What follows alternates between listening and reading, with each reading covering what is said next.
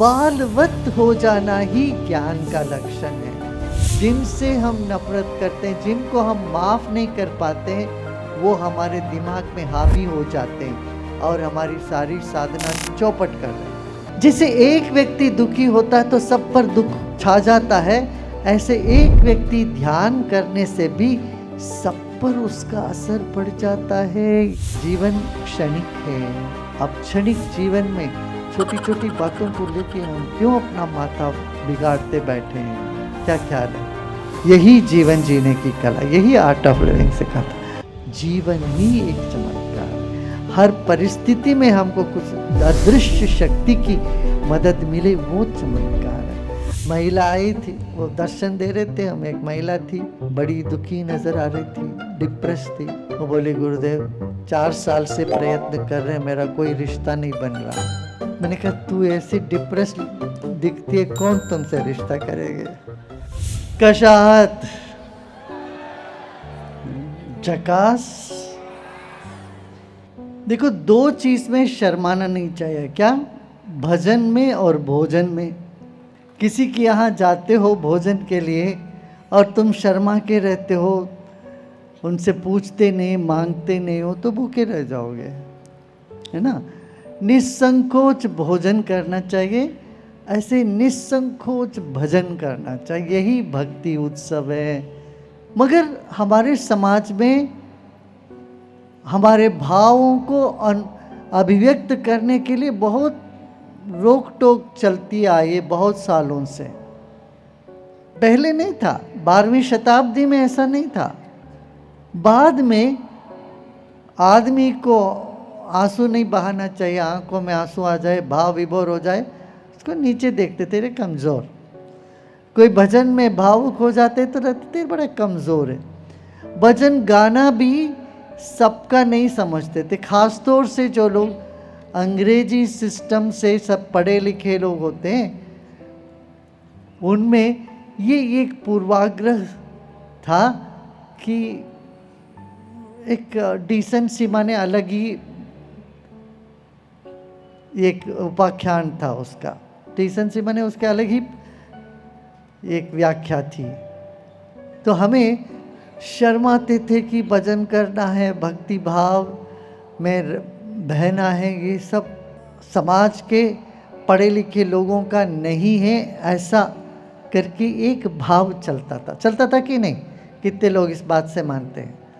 अरे गांव के लोग तो कुछ गाते हैं, वो भी एक परंपरागत रूढ़िगत जो है, वो तंबूरा लेके, वो जालना लेके वो तो गाते रहते हैं। मगर शहर के पढ़े लिखे लोगों का ये काम नहीं है, ऐसा भाव रहा है। उस तरह की विचारधाराओं को तोड़ना है। हम भी जब छोटे थे, मुझे भजन में, भाव में जो हम जाते थे तो हम चिप चिप करके जाते थे। क्यों? बाकी पागल ना समझे। कि हमारे दोस्तों में किसी में भी वो नहीं। दोस्त तो हमेशा क्रिकेट की बात करते हैं, सिनेमा की बात करते हैं, किसी को कोई ईश्वर इस के बारे में बात करना, भजन करना, ये तो बहुत दूर दूर की बात थी। तो हमें कोई दोस्ती नहीं होता था। कभी मैं ज़बरदस्त उनसे कुछ संवाद तो करना पड़ेगा, मित्र हो तो, दोस्तों से। तो इतने घंटों वो क्रिकेट के बारे में बात करते थे। हम बॉलर को बैट्समैन बोलते थे, बैट्समैन को बॉलर बोल देते थे। तो लोग ऐसे देखते थे, रे इसको कुछ नहीं पता, खेल के बारे में कुछ नहीं पता। मुझे तो लगता था कि सभी खेल है, सारा संसार खेल है, ये सब बच्चे हैं। जब हम छोटे थे, हम बड़े लोगों के साथ ज़्यादा बैठते थे। अब बड़े हैं तो सब बच्चों के साथ बैठ रहे हैं। बालवत हो जाना ही ज्ञान का लक्षण है। ज्ञानियों में 3 तरह के होते हैं, बालोन्मत्त, पिशाचवत। बाल या उन्मत्त हो जाए माने डूब जाए रस में, या पैशाची जैसे, पैशाचिक। पैशाचिक माने क्या? किसी चीज़ को नहीं माना, कोई नियम को, सब नियम का उल्लंघन करना, ये तीनों सही है। एक विध्वंसक है, एक सृजनात्मक है, दूसरा समाज को थाम के रखने वाली बात होती है। और ये सब आवश्यक है। अपना जो भक्ति, अपना भाव को व्यक्त करने में हम बहुत शर्मिंदा होते थे। शर्मिंदा नहीं, वो पता नहीं कोई समझता ही नहीं है, इसको कैसे हम समझाएं, ऐसा भाव होता था, संकोच होता था। शर्मिंदा से ज़्यादा मैं कहूँगा संकोच। क्यों? तुम तुम्हें पागल न समझे लोग, पागल समझोगे तो सबसे नाता ही टूट जाएगा। लक्ष्य ये नहीं है सबसे नाता तोड़, सब लोग तुमसे नाता तोड़ दें तो तुम उनके काम नहीं आ पाओगे।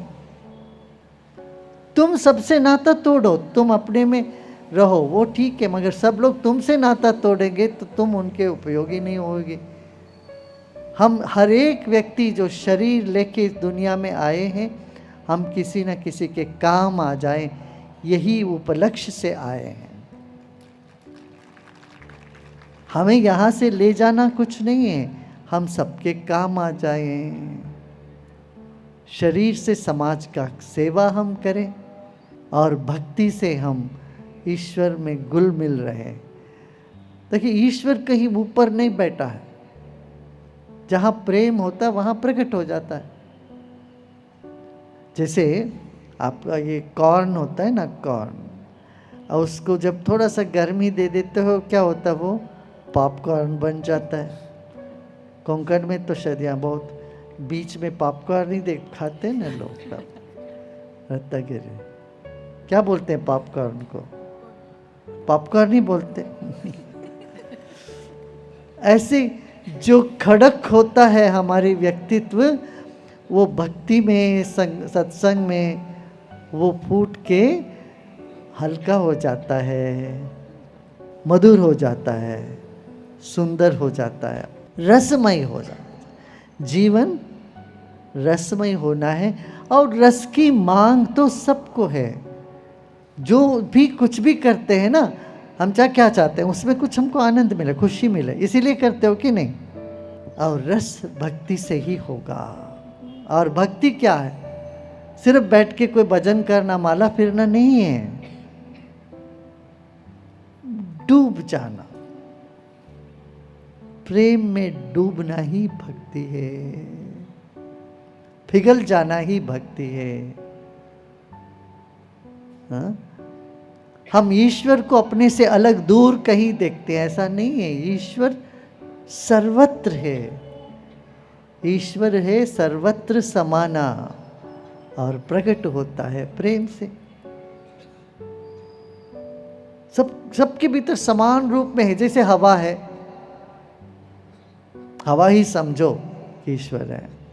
ऐसे आकाश में हवा है, ऐसे ईश्वर में सब कुछ है। और जैसे जैसे हम अपने अब अंतर्मुखी होते हैं, शांत होते हैं, तो हम बड़े सूक्ष्म होने लगते हैं, एकदम अंदर से नाजुक और सूक्ष्म, और सूक्ष्माति सूक्ष्म भाव ही प्रेम है। हम अक्सर प्रेम को समझते हैं, रे बेटा मैं तुम मेरे से कहीं दूर ना जाओ, तेरे बिना मैं रह नहीं सकता हूँ, या पति पत्नी को करे आपके बिना मैं नहीं रह सकती हूँ या रह सकता हूँ, इसी को हम प्रेम समझते हैं। ये नहीं, हाँ उसमें भी है प्रेम, मगर उसकी गहराई में प्रेम ही ध्यान है, प्रेम ही ज्ञान भी है। समझ रहे हैं कि नहीं? आप लोग हो ना, समझ रहे हो? तो आज हम लोग अभी भजन करेंगे, तो मैं चाहूँगा हर एक व्यक्ति खूब ताली बजा के पूरे भाव से, पूरे रोम रोम से भजन गाना चाहिए। क्या? सहमे सहमे से नहीं। देखो हम कुछ भी करते हैं ना, बड़ा सुपरफिशियल करते हैं, सहमे सहमे से करते हैं। मगर जब आप छोटे बच्चे थे ऐसे नहीं करते थे। एक बच्चा हंसता है तो पूरे शरीर से हंसता है, और क्रोध आता है तो ऐसा क्रोध, उसकी पूरी शरीर से क्रोध दिखता है कि नहीं?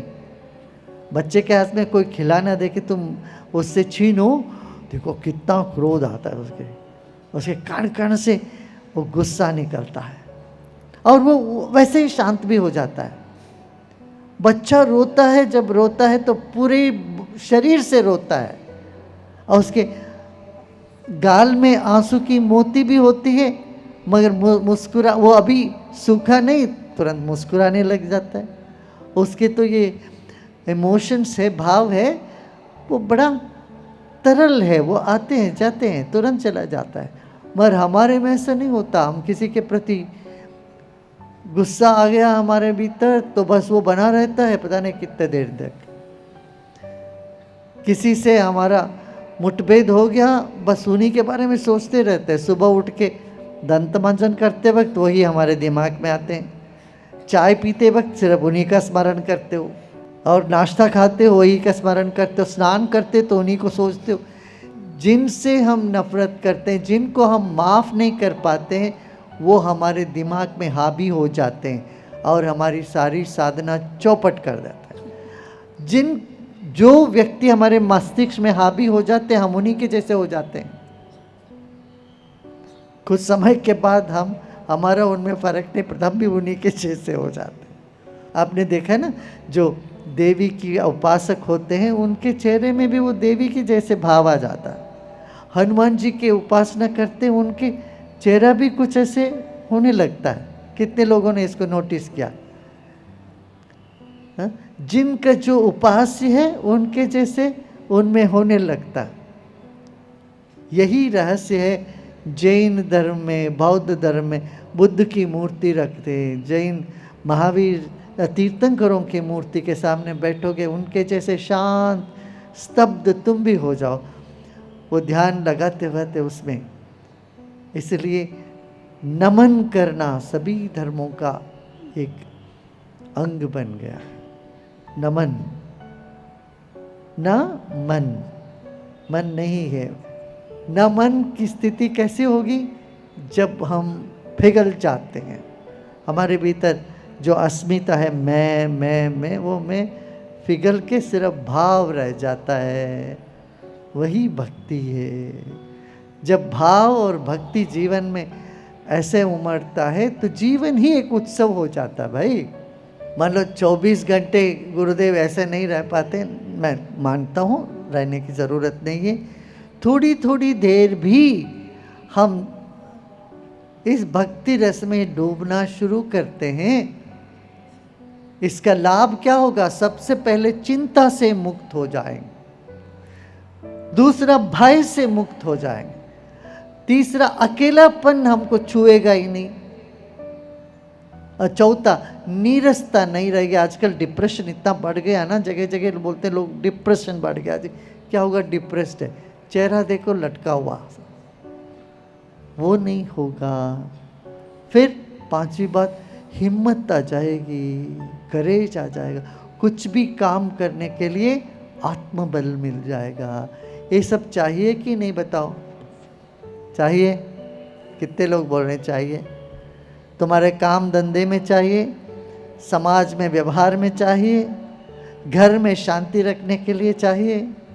देखो घर में अक्सर क्या होता है, 5 लोग 10 लोग होते, पहले आज तो 10 लोग होते नहीं, आजकल कम हो गया, छोटा परिवार हो गया सब जगह। मान लो 8 लोग होते हैं, 10 लोग होते हैं घर में, सबका मन तो एक सा हमेशा होता नहीं है, किसी का ऊपर किसी का नीचे। अब वो किसी का भी मन नीचे जाता है, वो सब पर असर करता है कि नहीं करता है? करता है ना? हाथ उठा के बताओ। एक व्यक्ति दुखी हो जाता है घर में तो सबको उसका असर हो जाता है, सब पर उसका असर हो जाता है। अब हम क्या करते हैं? या उनको फुसलाने जाते हैं या उनको समझाने जाते हैं। उस वक्त हम बड़े ज्ञानी हो जाते हैं, लेक्चरबाजी देते हैं, उनको समझाने जाते हैं, और वो भी समझते हैं ये खोखला है, नहीं समझते, सुनते नहीं। सुनते हैं क्या? नहीं सुनते। जितना तुम उनको समझाओगे, घर में जो दुखी है आपसे नहीं संभल पाता है, आपसे सुनेंगे ही नहीं वो। इसीलिए एक गुरु की आवश्यकता है, एक ऐसा मित्र की आवश्यकता है, वो उनको समझा देंगे, बता देंगे, ताकि भरोसा उन पर ज्यादा होता है। और यदि भक्ति रस है हमारे में और प्रार्थना का बल है, वो ऐसे ही जो भी मतभेद होता है, घर में मुठभेद होता है, वो सब वैसे के वैसे ही पिघल जाते हैं, घर निकल जाते हैं। तो इसलिए हर घर में ध्यान करना बहुत आवश्यक है। हाँ? जैसे एक व्यक्ति दुखी होता है तो सब पर दुख छा जाता है, ऐसे एक व्यक्ति ध्यान करने से भी सब पर उसका असर पड़ जाता है। ये रहस्य है। आज वैज्ञानिकों ने इस बात पर को सिद्ध किया है। वैज्ञानिकों कहा कि 1% 1% भी लोग ध्यान करेंगे तो उनके जो सकारात्मक पॉजिटिव तरंग है उसका असर सब पर पड़ता है। जैसे दुर्गंध फैलता है वैसे सुगंध भी फैलता है। तो घर में सुगंध बनाए रखने के लिए ध्यान करना है। क्या ख्याल है? करना है ना, करना है ना। देखो घर में आज गणेश जयंती बना है, आप बहुत लोगों ने महाराष्ट्र में गणेश जयंती में क्या करते हैं, मोदक बनाते हैं, एक दिया जलाते हैं। घर की दादी माँ दिया जलाती है, माँ जलाती है, पिता वहाँ फूल समर्पण करते। उसका जो एक सकारात्मक प्रभाव है, उसका एक पॉजिटिव वाइब्रेशंस है, वो सब पर बढ़ता है। और घर में सब गणेशोत्सव के टाइम पे तो गांव-गांव में इकट्ठे होकर सब जय देव जय देव जय मंगल मूर्ति गाते, तो रोमांच होता है कि नहीं? कितने लोग रोमांच होता है, देखो रोमांच होता है। महाराष्ट्र का बहुत बड़ा देन है ये देश के लिए। लोकमान्य तिलक जी ने देश के लिए बहुत बड़ा देन दिया। उन्होंने गणेशोत्सव को सार्वजनिक बनाया। जब महाराष्ट्र में सार्वजनिक गणेशोत्सव होने लगा तो फिर वो कर्नाटक में भी उसका असर पड़ा, आंध्रा में भी उसका असर पड़ा, ऊपर गुजरात और राजस्थान में भी उसका असर पड़ा। इससे एक अनूठी एक तरंग उठने लगा। मुंबई जैसे शहर में भी लोग भाव से जुड़ने लगे। ये भारत है। भारत का जो भाव है वो भाव प्रधान देश है। भाव प्रधान, रा माने जोश, रा अग्नि बीज होता है जिसमें आग होती है, कुछ करने की क्षमता होती है, क्रिया शक्ति को संबोधित करती है अग्नि। और रा अग्नि क्रियाशीलता है। और ता तरण, तकार का अर्थ होता है तरण, पालन पोषण करना, तारना, और सबको तार देने वाला देश है हमारा भारत देश। इसका मतलब ये नहीं बाकी सब देश निकम्मे, हमारा देश ही अच्छा, ऐसा नहीं है। हम तो कहते पूरा भारतवर्ष, क्यों पूरा दुनिया जो है वसुधैव कुटुंबकम की बात करते हैं। पूरी दुनिया में हर एक जगह खूबी है। भारत का खूबी है भक्ति, ज्ञान और कर्म। भा से भक्ति, रा से कर्म, ता से ज्ञान, तरने वाला वो ज्ञान है। ये तीनों जब तक हम पोषित नहीं करते हैं, इनका पोषण नहीं करते, हम अपने आप को भारतीय नहीं कह सकते।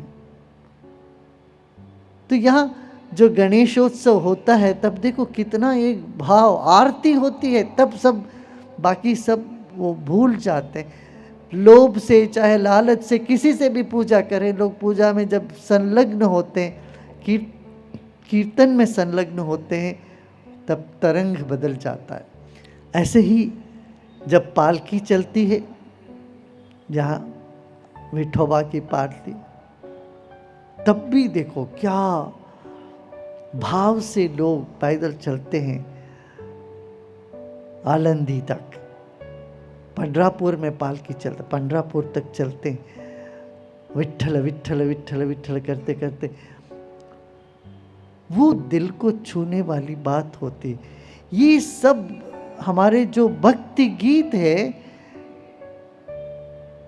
इसको हम घर घर की बात बनानी आवश्यक है।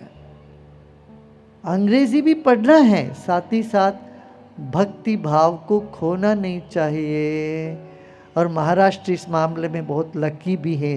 मैं कहूँगा कि गणेशोत्सव में साल भर में जैसा भी हो, लोग वो गणपति के वो 10 दिन में तो हो जाते हैं, मगर यहाँ देखो उधर भी मेरा अलग पंडाल, तुम्हारा अलग पंडाल, वो पंडाल को लेके झगड़ा करते हैं तो बड़ा अजीब सा लगता है। अरे गणपति को भी अपने में बांटने लगे, उनको भी लेके झगड़ा करने लगे, तो इससे मूर्खता और क्या हो सकता, देखो बताओ। नहीं, हाँ, व्यक्ति में यदि विशालता नहीं है और सबसे अच्छी चीज को भी वो बिगाड़ के बैठते, और विशालता आती है ध्यान करने से। सुदर्शन क्रिया करो, ध्यान करो, फिर क्या मन विशाल हो जाता है। छोटी छोटी चीज़ों पे पड़ते ही नहीं। भाई जाके देखो कब तक तुम जियोगे, तुम्हारा जीवन कितने साल का होगा, अभी कितने साल हो गया तुम्हारा, 30 40 50 साल हो ही गया, और 30 40 50 साल भी ऐसे बीत जाएगा। जरा मुड़ के देखोगे तो जीवन की दरिया इतनी तेजी से बह रही है, बहुत जल्दी जीवन निकलता जा रहा है। इसमें मेरा मेरा मैं कहाँ तक करो। मुड़ के देखो कितने लोग यहाँ थे, सब मर गए, उनका नामो निशान नहीं है अभी। मैं अभी आपसे पूछता हूँ, आपके परदादा का नाम पता है आपको? हाँ, आप देशमुख हो तो आखिरी नाम देशमुख है, तो वो भी देशमुख ही होंगे, मगर पहला नाम क्या है उनका नहीं पता। 3 पीढ़ी 4 पीढ़ी के पहले कौन थे, उनका फोटो घर में भी रहा होगा, शायद वो गैरेज में डाल दो, अरे धूल, बहुत धूल है, बहुत फोटो नहीं रहा। ऐसे ही तुम्हारा भी होने वाला है। तुम्हारे बच्चे साल में एक बार श्राद्ध कर देंगे, तुम्हारे जाने के बाद याद कर लेंगे। तुम्हारे पोते नाते वगैरह तो नाम ही भूल जाएंगे, याद ही नहीं रहेगा। और हम क्या करते, सारा जिंदगी इसी में परेशान रहते हैं। जागे, थोड़ा विशाल दृष्टिकोण से देखें। जीवन क्षणिक है। अब क्षणिक जीवन में छोटी छोटी बातों को लेके हम क्यों अपना माथा बिगाड़ते बैठे हैं, है ना? क्या ख्याल है? यही जीवन जीने की कला, यही आर्ट ऑफ लिविंग सिखाता। मन को ऐसे विशाल करो। जीवन में आता है भाई, कभी दुख, कभी सुख, कभी मन चाहे, कभी अनचाहे बातें होती रहती है। इन सभी परिस्थितियों में संतुलन बनाए रखें, मानसिक संतुलन, यही जीवन जीने की कला है। हाँ? और सबको स्वीकार करें, जो जैसा है उनको वैसे स्वीकार करें, ये जीवन जीने की कला है। वर्तमान में जीना, राग द्वेष से मुक्त होके जीना, भय से मुक्ति मांग चाहिए हमें। कोई भी व्यक्ति भय से नहीं रहना चाहता, भाई से मुक्त, मगर हो कैसे ये समझ में नहीं आता। ठीक है गुरुदेव, जो आप बोल रहे हैं सब सुनते हैं, मगर घर जाते ये सब फिर मैं झंझट में ही रहती हूँ, झंझट में रहता हूँ, ये होता नहीं। तो मैं कहता हूँ देखो इसीलिए है टेक्निक से, आपको ध्यान का टेक्निक, सुदर्शन क्रिया करो, प्राणायाम करो, सहज समाधि ध्यान करो, इससे बहुत बड़ा फर्क तो हुआ। अच्छा ये बताओ कितने लोगों को यहाँ फर्क पड़ा है ध्यान वगैरह करने से? देखो हाथ उठा। फिर हमारी जो इच्छाएं हैं वो सब पूरी होने लगती हैं, उसमें कोई देर नहीं है। देर बस इतना ही, हमें थोड़ी देर बैठना भर है, मन को खाली करना भर है, और इस विश्वास के साथ सब हमारे साथ अच्छा होगा। इस विश्वास, दृढ़ विश्वास हो जाए और विश्राम करें ध्यान में, तब देखना जीवन में चमत्कार की कोई कमी नहीं होगी। वो भी इस बात में जो आगे, उनके जीवन में तो चमत्कार की कोई कमी नहीं।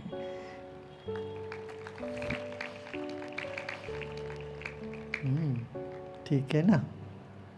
हम लोग क्या कहते, चमत्कार माने कोई जादू करके ऐसे ऐसे करके कोई निकाले कुछ करे, इसको चमत्कार समझते नहीं।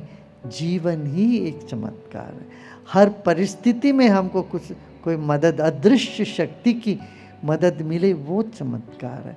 हर ख्वाहिश, हर इच्छा हमारी ऐसे पूरा होता चला गया, जीवन में आनंद और प्रेम का लहर दौड़ता रहे, यही चमत्कार है।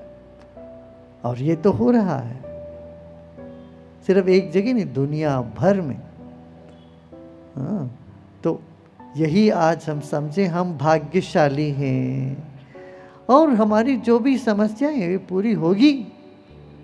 आज सत्संग के बाद रात को जब आप सोने जाओगे ना, एक इच्छा अपने मन में रखो और वो इच्छा समर्पण करके बैठो, समर्पण कर दो और सो जाए। सोने से पहले एक प्रार्थना, एक इच्छा, 10 नहीं, एक ही रखना चाहिए, क्योंकि 10 हो तो बढ़ जाए तुम्हारी शक्ति। एक संकल्प रखो, एक इच्छा, एक प्रार्थना, मेरा ये काम होना है, और इससे बेहतर कुछ होगा तो वही हो। ये क्लॉज डालना पड़ेगा। माइंड जो है, हमारी चेतना कंप्यूटर जैसा है, समझ रहे ना। मैं बहुत धनी हूँ, ये नहीं चलेगा। कितना धनी ये लिखो, ये सोचो, ये बताओ। निर्दिष्ट संकल्प हमेशा पूर्ण होता है। मगर ऐसे ही समस्या, कोई जनरल समस्या लेके आते हैं, जनरल समस्या में वेग बातें करना, अस्पष्ट समस्या, उसका समाधान कोई नहीं उठा सकता। आपका कोई समस्या है तो उसका स्पष्ट समस्या क्या है ये बताओगे तो कोई ना कोई समाधान बताएगा, मगर आपको खुद को पता ही नहीं कि फिर समस्या क्या है, फिर दुखी रहेगी। एक आदमी ऐसे बहुत दुखी आ रहा था, कि उनको पूछा गया कि भाई तुम इतना दुखी क्यों? दुखी नहीं, जो मेरा चेहरा है ही ऐसा। ये आदत बन गई किसी ना किसी बात को लेके दुखी रखने का मुंह, चेहरा। अभी हाल ही में हम कनाडा में थे, एक महिला आई थी, वो दर्शन दे रहे थे हम। एक महिला थी, बड़ी दुखी नज़र आ रही थी, डिप्रेस थी। वो बोली गुरुदेव 4 साल से प्रयत्न कर रहे हैं, मेरा कोई रिश्ता नहीं बन रहा है। मैंने कहा तू ऐसी डिप्रेस दिखती है, कौन तुमसे रिश्ता करेंगे? मैंने कहा कोई ऐसे डिप्रेस्ड व्यक्ति है, तुम उससे रिश्ता चाहती हो क्या? वो बोले नहीं। अरे तुम नहीं चाहती कोई डिप्रेस्ड व्यक्ति के साथ तुम रिश्ता बनाए, और तुम इतने डिप्रेस्ड, तुम्हें कौन तुम्हारे साथ कौन बनाएगा रिश्ता? हाँ? हम सोचते नहीं हैं, अपनी जगह पे अटके रहते हैं, अपनी जगह से हट के दूसरों की जगह पे खड़ा होकर देखो, अपने आप को देखो, अपने आप को शीशे में देखो। वहीं आगे मैं दर्शन देता जाऊँ, एक लड़का युवा था, वो भी ऐसे एकदम चेहरा लटका के दुखी दुखी दिख रहा है। तब बोले कि क्या नौकरी नहीं है? बोले यदि मैं व्यापारी हूँ तो तुम्हें कभी नहीं हायर करूँगा। उनके बाजू में एक व्यक्ति पूछा, मैंने बोले इस व्यक्ति को तुम नौकरी में लोगे क्या? वो बोले नहीं। तुम्हारा चेहरा देखने से किसको आएगा भाई? इतना तुम डिप्रेस लग रहे हो, मुस्कान निचोड़ने पर भी थोड़ा सा भी नहीं मिलेगा। ऐसे व्यक्ति में हिम्मत नहीं है, भयभीत है, तो कौन तुम्हें काम देगा? देखो इतना कहने पर एकदम लहर दौड़ी उसमें, एकदम उसके चेहरे से चिंता मिटी। बोला हाँ, अरे कोई प्रसन्न है, जोश वाले हैं, मुस्कुरा रहे हैं, हिम्मत के साथ जाके आते। किसी भी इंटरव्यू देता है तो उनको तो लोग बोलेंगे अच्छा यारो मैं मेरे कंपनी में तुम आओ, मेरा काम संभालो। और चुस्त और सुस्त व्यक्ति को कौन काम देगा बताओ? आप लोग दोगे क्या कोई? या व्यापारी लोग देते हैं? आप लोग किसी कोई डिप्रेस्ड आदमी को काम दोगे क्या? अरे बताओ तो, नहीं दोगे। ये इसको कहते कैच 22। डिप्रेस इसीलिए है कि जॉब नहीं है, और डिप्रेस है इसीलिए जॉब नहीं मिलेगा। ऐसे सबको ध्यान करना चाहिए। सुदर्शन क्रिया करो, ज्ञान में आओ, देखो फिर बात बदलती है। ठीक है ना? तो हम किसी के बारे में मन में बुरा न सोचें। हैं लोग बुरा लोग करते हैं, मगर उस बुरे व्यक्ति के भीतर भी कुछ अच्छा व्यक्ति छिपा हुआ है। हाँ? छिपा हुआ है। इतना भर अपना मन में भरोसा रखना। नहीं, वो ऊपर से बुरा तो है ही, मगर उसके अंदर भी कुछ होगा। ये लोभी, लालची या किसी वासना से ग्रस्त आदमी ये सब गलत काम कर रहा है। इतना समझो जैसे माँ समझती। देखो एक माँ पता है क्या बोलती है? बच्चा कितना भी बुरा हो, माँ क्या बोलती है? अरे बच्चा तो मेरा अच्छा है, उसकी संगत ठीक नहीं है। दोष किसको देती है? संगत को देती है। अरे इसका मानसिक रूप में कुछ ठीक नहीं है, इस मन इसका अस्वस्थ है। अच्छा बच्चा है मगर मानसिक रूप में ठीक नहीं है। यही बोलते हैं ना माताएं। कितने माताएं ये बोले? हाथ उठाइए। माताएं बोलो मेरा बच्चा। कोई भी माँ कभी भी बच्चे को बुरा बच्चा नहीं कहती है, और वो सच है। कोई भी बच्चा इस दुनिया में आया है वो बुरा व्यक्ति नहीं आया है, दुष्ट आत्मा नहीं आई है। कोई समझते कोई दुष्ट आत्मा आई? नहीं, हर व्यक्ति आया है मासूम बच्चे के रूप में, खुशी खुशी आए, खुशियाँ फैलाने आए, आनंद के पुतले बन के आए। मगर जो भी कर्म के वजह से, परिस्थिति की वजह से जो है सो है, मगर वो भी सब बदल सकता है। अंगुलीमाला एक बड़े बोधिधर्मा जैसे बन सकता है। ये सब निदर्शन है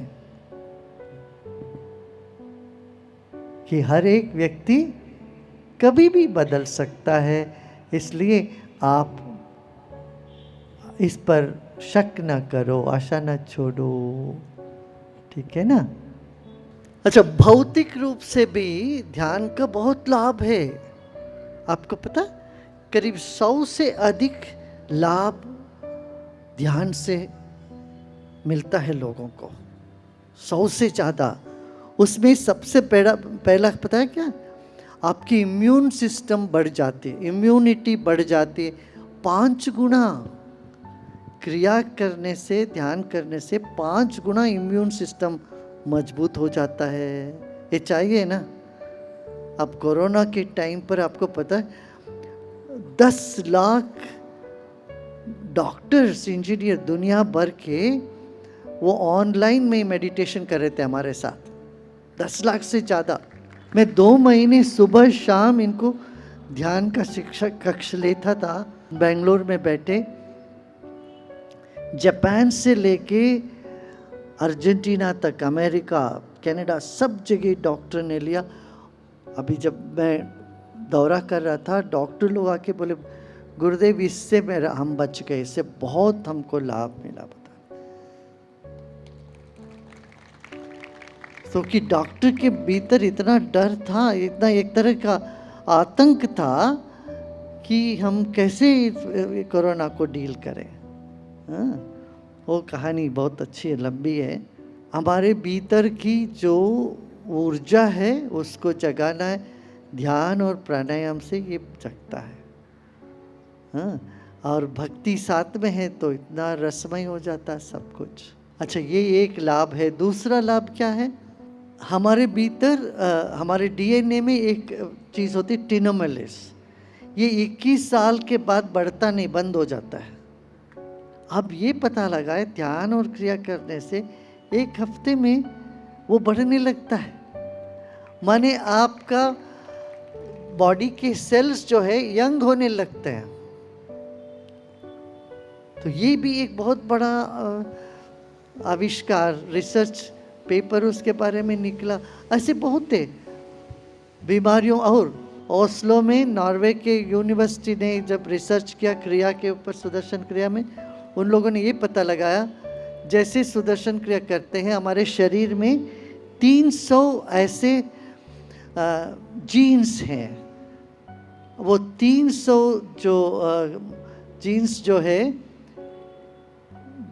जो कैंसर, अल्जाइमर जैसे बीमारियों को जन्म देता है, वो सब इनएक्टिव होने लग जाते, इनएक्टिव हो जाते हैं, वो दब जाते हैं। तो इस तरह से बहुत है, इसलिए ध्यान क्रिया करिए।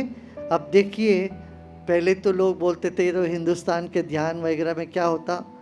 पिछले साल 2024 में 193 देश इकट्ठे होकर के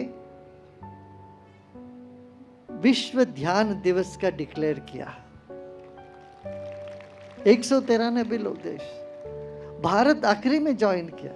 भारत में तो समझ लिया थे हम तो योग दिवस तो मना ही रहे हैं, योग की आवश्यकता नहीं, ध्यान की अलग से। मगर बाकी सारे देश मिलकर के बोले कि नहीं, हम ध्यान चाहिए। फिर हमको उन्होंने निमंत्रण दिया कि आप आके इसको कंडक्ट करें।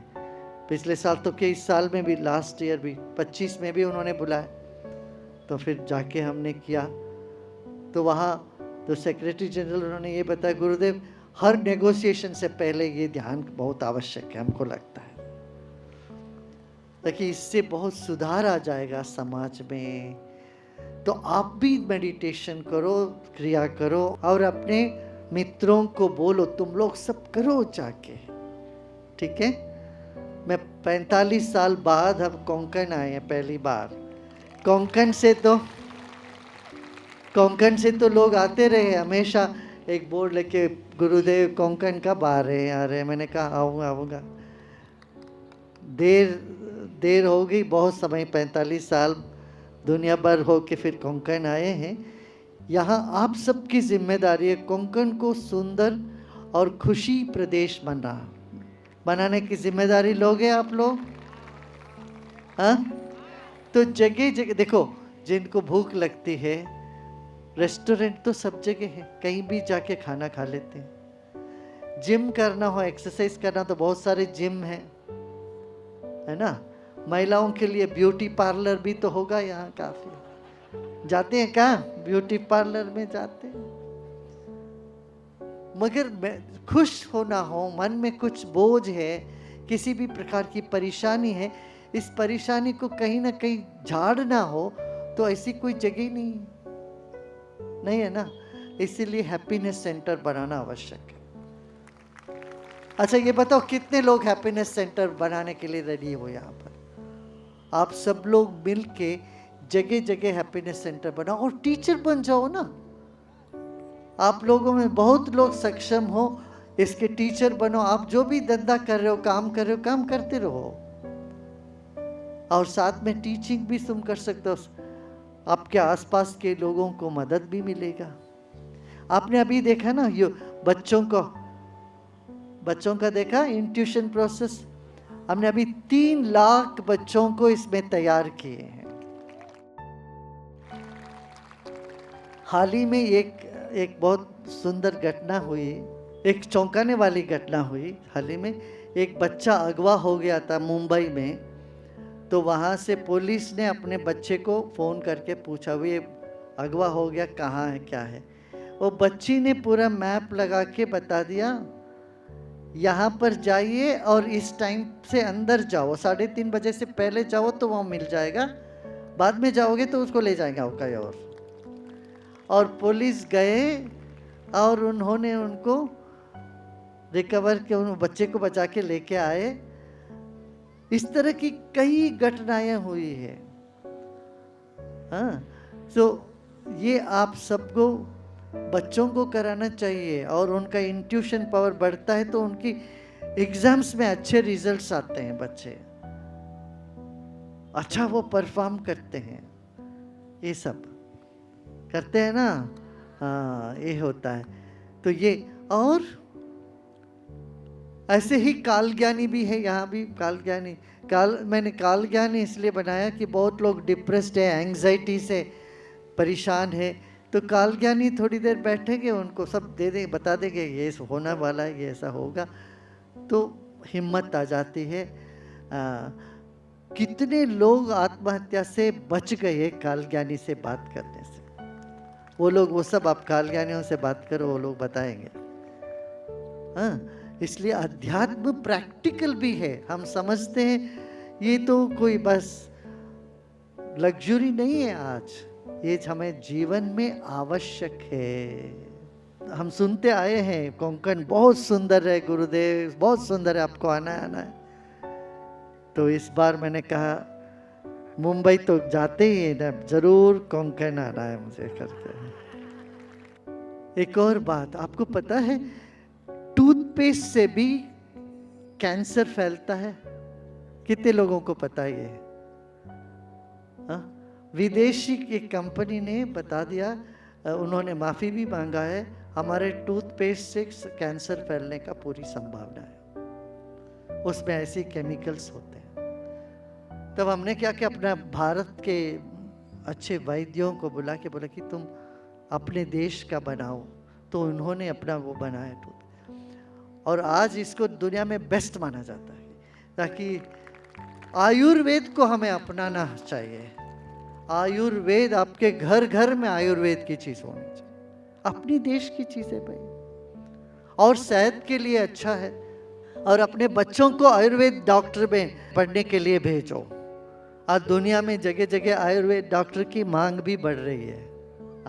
भेजा है ना, आयुर्वेदिक हॉस्पिटल में भेजिए, आयुर्वेद में बच्चों को पढ़ाने भेजो, बच्चे आयुर्वेदिक डॉक्टर बने। भारत का ज्ञान योग और आयुर्वेद को दुनिया में सब जगह ले जाए, और हमारे देश के गांव-गांव में भी चाहिए। तो इसलिए आप लोग सब आयुर्वेद को अपनाओ। अपनाओगे? आयुर्वेद की चीजें अपनाओगे? हाँ? ऐसा नहीं है कि एलोपैथी बुरा है, नहीं, एलोपैथी का भी अपना स्थान है, एलोपैथी भी चाहिए इमरजेंसी के लिए, मगर आयुर्वेद को भी साथ में लेना, आयुर्वेद आवश्यक है। सब चमक रहे हो भाई, क्या चमक है, वाह, सबके चेहरे में चमक चमक देखो। मगर आप हमको ये काम करना पड़ेगा। क्या हमारे देश में मानसिक रोग बढ़ता जा रहा है, बहुत लोगों को डिप्रेशन हो रहा है, ये सब हो रहा है, तो आप सबको घर घर में ध्यान पहुंचाना है। पहुंचाओगे सब? हाँ, ओके। दूसरा आयुर्वेद, आयुर्वेद सब अपनाओगे? सब लोग हाथ उठाइए, बताइए कितने लोग आयुर्वेद की सारी चीज़ें आप लोग करें। हाँ, अपना, इसीलिए हमने कहा कि हमारे लोग शुद्धता, एकदम प्योर चीज़ों को करना चाहिए, कोई मिलावट नहीं है। कई आयुर्वेद में अपने सुनते हैं ना कि मिलावट हो गया, हो गया, फेल हो गया। अपना ऐसा नहीं, एकदम शुद्ध, हर चीज़ में शुद्धता होनी चाहिए वो। और तीसरी बात ये है, आपकी सारी चिंता आज यहाँ छोड़, कसली चिंता कर, चिंता करू नका. सारी चिंता है यहाँ सोडू. छोड़ गया. और आज रात को सोने से पहले 1 मिनट बैठो, बिस्तर पे बैठ के क्या क्या आपने सुना आज भक्ति उत्सव में, वो एक बार मन में मनन करो. मनन करके आपके मन में कोई एक इच्छा हो, वो इच्छा रख के ओम बोल के समर्पण करके सो जाओ. फिर देखेंगे. चलो. गुरुदेव, आज संसार अनेक संघर्षों से गुजर रहा है.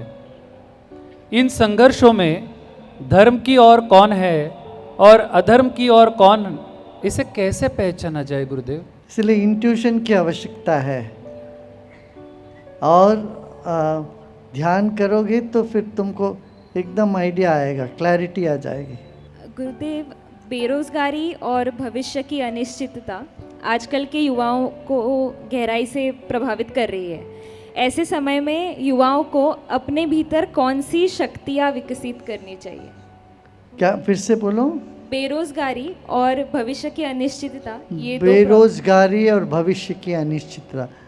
आर्ट ऑफ लिविंग सेंटर से तुम कांटेक्ट करो, उनसे बात करो. जो बेरोजगार युवा है उन सबको स्किल करके, बहुत देखो अपॉर्चुनिटी दुनिया में बहुत है. अब भारत सरकार ने जापान से समझौता किया, वहाँ लोग चाहिए, उनको स्किल वर्कर्स चाहिए, काम करने वाले चाहिए, सब तरह के लोग चाहिए. ऐसे यूरोप में चाहिए. भारत युवा देश है, बाकी सब देशों में युवा पॉपुलेशन बहुत कम हो रहा है. इसलिए तुम्हें पूरी दुनिया में अपॉर्चुनिटी है, तो चिंता मत करना. अपना आर्ट ऑफ लिविंग के वो है ह्यूमन रिसोर्स है HR, उसमें तुम अपना एप्लीकेशन देना, उनसे बात करो, अपना देखेंगे, सबसे कनेक्ट करेंगे.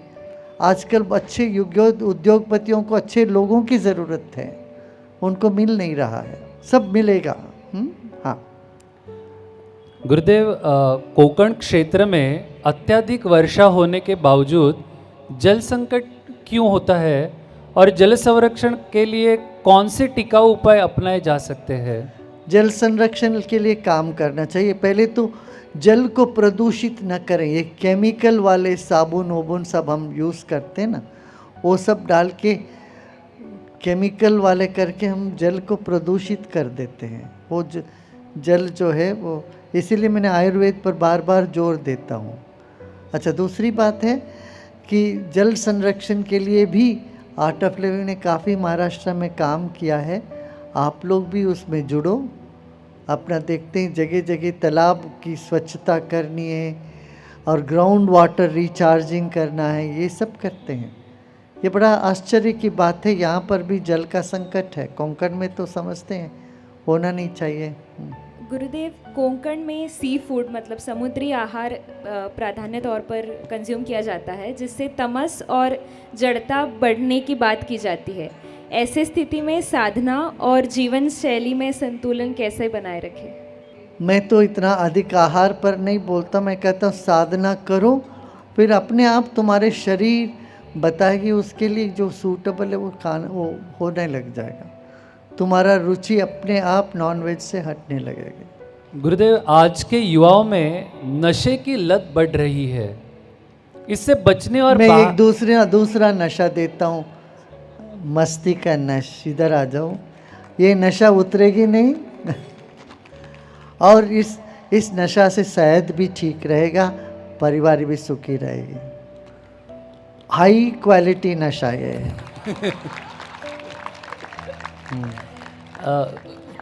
गुरुदेव, कुछ रैपिड फायर. हाँ चलो. डेस्टिनी. हाँ, destiny. Destiny is very bright. Guru. Leads you to beyond the destiny. Dharma upholds you. Attachment should be for the whole creation. Love. Your nature. Jealousy. Jealousy is ignorance. Addiction is grouping in the darkness. Anxiety. Anxiety हमको पता नहीं वो क्या चीज़ होता है। Artificial intelligence. मैं तो बोलता हूँ एब्सोल्यूट इंटेलिजेंस की बात करता हूँ मैं, कोई चीज़ आर्टिफिशियल नहीं करता हूँ, सब मेरा एब्सोल्यूट होता है, सहज होता है। आर्टिफिशियल इंटेलिजेंस से बचने की कोई ज़रूरत नहीं है, डरने की कोई ज़रूरत नहीं, जब तुम्हारे पास एब्सोल्यूट इंटेलिजेंस हो तो। मटेरियलिज्म। Material materialism. आजकल ये मेटेरियलिज्म, स्पिरिचुअलिज्म, ये सब बाढ़ में गया। ये सब कुछ नहीं है अब, ये सब एक हो गया पूरा। शरीर के लिए जो चाहिए वो मटेरियल, और मन के लिए जो चाहिए वो इमोशनल या वो स्पिरिचुअल समझते थे। आज ऐसा नहीं, वो सब एक है। अज्ञानता से हम बांट के बैठते हैं सब। हाँ, सेवा। सेवा एक अच्छे व्यक्ति का पहचान है, स्वभाव है। And lastly Mantra for happiness. अभी तक क्या बोला था मैंने? थैंक यू गुरुदेव। हाँ, ये तुम पता लगाओ मैंने अभी तक क्या मंत्र बोला। ये ऐसा ही है, रात भर रामायण सुनने के बाद सुबह पूछा राम जी सीता का क्या संबंध है। चलो जी। गोविंद राधे राधे श्याम गोपाल राधे राधे श्याम। गोविंद राधे राधे श्याम गोपाल राधे राधे श्याम। गोविंद राधे राधे श्याम गोपाल राधे राधे श्याम। गोविंद राधे राधे श्याम गोपाल